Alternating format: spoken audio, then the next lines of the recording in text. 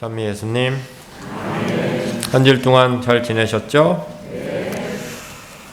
우리나라에 금요일부터 백신 접종이 시작되었습니다. 아스트라제네카 백신.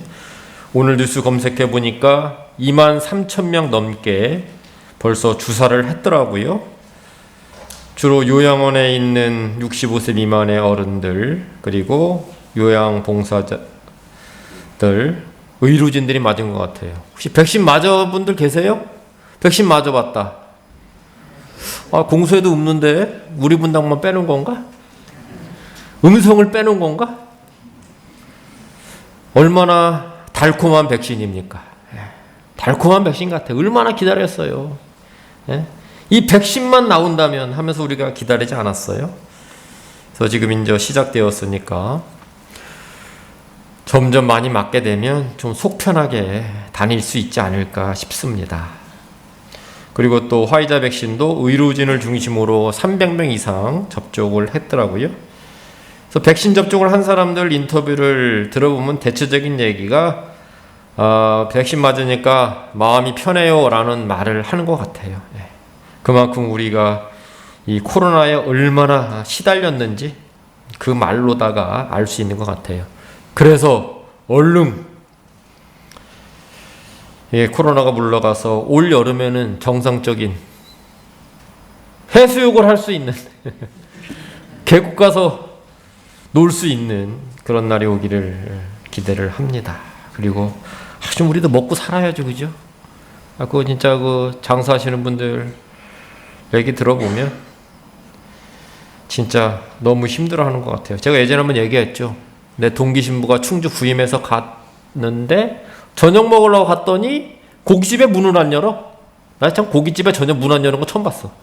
그리고 임대가 엄청 많아. 임대가 계명성당이고 주위가 상가거든요. 충주 임대가 많아. 임대가 이 정도였구나. 저는 음성 시골이라 그런 것들은 잘 보이지 않았는데 그때 그랬어요. 그래서 이것만 좋아진다면 그동안 못했던 거, 못 벌은 돈, 못했던 거 왕창 해야 되지 않을까 싶습니다. 요번 부활 때, 저번에 성탄 때 저희가 분당에서 선물 주려고 준비했던 거 못 줬거든요. 상품권 저번에 주려다가 미사도 못하고 그래서 못 줬어요. 얘기 안 했나? 상품권 준비했거든요. 우리 신자들 가게방 이용하는 거. 근데 와야 주지. 그거 못했는데 이번에 부활 때 해야 될 것 같아요. 5,000원 올려드려 어떻게? 괜찮아요? 올려주면 좋은데 생각해 볼게요. 돈이 넉넉한 것도 아니고. 오늘 일독서 말씀 보겠습니다. 아브라함이 이삭을 희생제물로 봉헌하는 이야기입니다. 하느님께서 아브라함에게 말씀하시죠. 너의 아들, 내가 사랑하는 외아들 이삭을 데리고 모리아 땅으로 가거라. 그곳 내가 너에게 알려주는 상에서 그를 나에게 번제물로 바쳐라. 번제물로 바쳐라. 너의 사랑하는 외아들을 번제물로 바쳐라. 성경에서 가장 인상적인 이야기 중에 하나입니다. 많은 미술가들이 그림으로 그렸습니다. 많은 작가와 신학자들이 이 이야기에 대한 저술을 남겼죠. 제가 신학교 저학년 때 이 이야기에 대한 여러 신학자의 글을 모아놓은 소책자를 읽은 적이 있습니다. 그때 그 기억으로 오늘 강론을 준비를 했어요.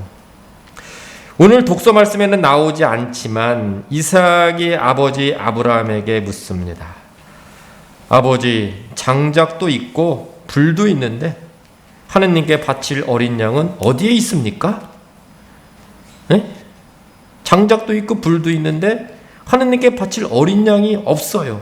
어린 이삭이 보기에는 아주 이상했던 거죠. 이 질문을 받은 아브라함은 얼마나 놀랬겠습니까? 얼마나 고통스러웠겠어요. 그러나 아브라함은 겉으로는 아무렇지도 않은 듯 대답합니다. 어린 양은 하느님께서 손수 마련하신단다. 이게 얼마나 지혜로운 대답인지, 그죠? 거짓말도 안 했는데 정말 잘 넘겼어요. 너다 그럴 수는 없잖아. 하느님께서 준비한 어린 양은 너다. 아브라함은 아주 지혜롭게 대답을 합니다. 번제물을 바칠 장소에 이르러 하느님께서 손수 마련하신 번제물이 자신이라는 것을 안 순간 이삭은 얼마나 경악했겠습니까? 아버지가 자신을 칼로 찌르려고 할 때 얼마나 공포스러웠겠어요. 그리고 외아들을 죽여야 하는 아브라함의 마음은 얼마나 찢어질 듯 아팠겠습니까? 화가들이 그림을 보면 이 장면을 그림으로 그렸더라고요. 아브라함이 이삭을 제단 위에서 칼로 찌르는 모습을 그렸어요. 정말 리얼하게 그려놨습니다. 인터넷에 검색해 보시고요. 인간적으로 보면 하느님이 원망스러웠겠죠. 막말로 이렇게 표현할 수 있습니다. 하느님, 줄 때는 언제고 뺏는 거는 뭡니까? 하느님이 멱살이 있었다면 분명히 잡혔을겨. 멱살 잡고도 남을 일이지 이 정도면. 이삭은 하느님의 약속이 실현될 유일한 보증이었죠. 하느님께서 하신 그 축복은 이삭을 통해서 이루어지는 거였어요. 하느님께서는 이미 아브라함의 후손이 하늘의 별처럼 많아질 것이라고 축복을 했는데 이 약속의 보증이 바로 아들 이삭이었죠. 그런데 하느님께서는 이 약속을 잊기나 한 것처럼 외아들 이삭을 바치라고 합니다. 그리고 이제는 나이가 많아서 이삭을 잃게 되면 더 이상 아이를 낳을 수도 없는 신세였죠. 이 강렬하고 이해되지 않고 극단적인 이야기의 메시지가 무엇일까? 하느님의 명령보다 우선되는 것은 없다는 것입니다. 하느님의 명령보다 우선되는 게 없다는 메시지. 아브라함은 하느님의 명령이기 때문에 묻지도 않고 하느님의 명령을 따릅니다. 좀 다르게 의미를 확장해서 말씀드려 봅니다. 하느님의 계명보다 우선되는 것은 없습니다. 하느님의 뜻보다 우선되는 것은 없습니다. 하느님의 계명에 준하는 양심법보다 하느님께서 주신 양심법보다 우선되는 것은 없다는 거예요. 의미를 확장해 보면 이렇게 말할 수 있습니다. 예수님의 말씀이 떠오릅니다. 루카복음 14장. 누구든지 나에게 오면서 자기 아버지와 어머니, 아내와 자녀, 형제와 자매, 심지어 자기 목숨까지 미워하지 않으면 내 제자가 될 수 없다. 그 무엇보다 모든 것 위에 하느님과 당신 자신을 사랑하라는 말씀입니다. 바로 이 말씀을 따른 분들이 있죠. 바로 순교자들이고 교회의 성인들입니다. 이분들은 모든 것을 하느님 아래에 두었고 하느님을 위해 말 그대로 모두 버렸습니다. 우리는 조금만 버렸는데 이분들은 모두 버렸죠. 하느님보다 다른 것을 더 사랑할 수 없었기 때문입니다. 오늘날 우리 삶에 적용시켜 일독서를 묵상해 보겠습니다. 여전히 오늘날도 일독서의 메시지는 유효하다는 거예요. 우리에게 하느님의 명령보다 우선되는 것은 없습니다. 예를 들어 보겠습니다. 여러분이 자녀들을 사랑한다고 해도 하느님의 계명을 어기면서까지 자녀들을 사랑할 수 없는 노릇입니다. 그러므로 자녀 사랑도 하느님의 계명을 벗어나서는 안 되는 것이죠. 여러분들이 가장 사랑하는 자녀도 이런 의미에서 하느님 위에 둘 수는 없는 거예요. 그러니까 오늘 일독서 메시지의 말씀대로 우리는 모든 것 위에 하느님을 사랑해야 되는 겁니다. 여러분들의 삶 안에서 이러한 구체적인 예가 무엇이 있는지 더 묵상해 보시기 바랍니다. 일독서 말씀을 묵상해 보면 우리의 생각과 행동의 기준이 무엇인지 알 수 있죠. 말씀드린 대로 하느님의 계명이고 하느님의 뜻이고 교회의 가르침이고 양심입니다. 이것이 우리 생각과 행동의 기준이 되어야 하죠. 그리고 하나 더 추가한다면 선한 목적이 우리 행동의 기준이 되어야 합니다. 마지막에 말씀드린 선한 목적에 대해서 생각해 보겠습니다. 사실 우리는 많은 경우에 감정대로 하는 경우가 있어요. 그러나 이것이 행동의 기준이 되어서는 안 된다는 겁니다.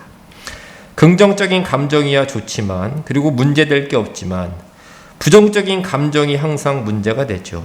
이러한 부정적인 감정이 행동의 원인이 되어서는 안 된다는 겁니다. 선한 목적을 생각하고 그 목적을 이루기 위해서 우리의 말과 행동을 결정해야 됩니다. 선한 목적에 따른 말과 행동을 끌어내야 되는 거예요. 예를 들어 보겠습니다. 가정을 행복하게 만들려는 목적은 모든 가정이 가지고 있죠. 그러면 그 목적을 이루기 위해 무엇을 해야 하고 무엇을 하지 말아야 하는가 거의 알 수 있습니다. 그래서 우리가 부정적인 감정으로 가족을 대해서는 안 되는 것이죠. 만약에 실수했으면 반드시 빠른 시간 안에 미안한 마음을 전해야 됩니다. 이것을 통해서 다시 감정을 회복하고 관계를 회복시키는 것이죠. 여러분은 행복한 가정을 꾸리려는 분명한 목적이 있기 때문에 거기에 걸맞는 행동을 해야 되는 거예요. 저도 본당 사목을 하면서 이 목적지향적인 행동을 하려고 노력하고 있습니다. 원하는 본당의 모습을 정해놓고 그것을 이루기 위해서 나의 말과 행동을 결정하는 것이죠. 하느님께서는 당신의 명령을 따른 아브라함에게 축복을 약속하시지요. 나는 나 자신을 걸고 맹세한다. 내가 너의 아들, 너의 외아들까지 아끼지 않았으니 나는 너에게 한껏 복을 내리고 내 후손이 하늘의 별처럼 바닷가의 모래처럼 번성하게 해주겠다. 네, 이것이 하느님의 축복입니다. 우리도 하느님의 명령을 따르면 하느님께서 축복해 주십니다. 여러분 가정을 예를 들면 여러분들이 하느님의 말씀대로 살아갔을 때 그 살아간 삶의 결실은 가정의 행복이고 평화입니다.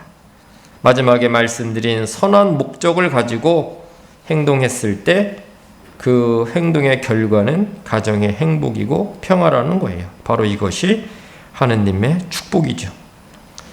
하느님의 계명과 양심대로 살아서 우리 자신과 가정을 행복하고 평화롭게 만들어 갑시다. 아멘.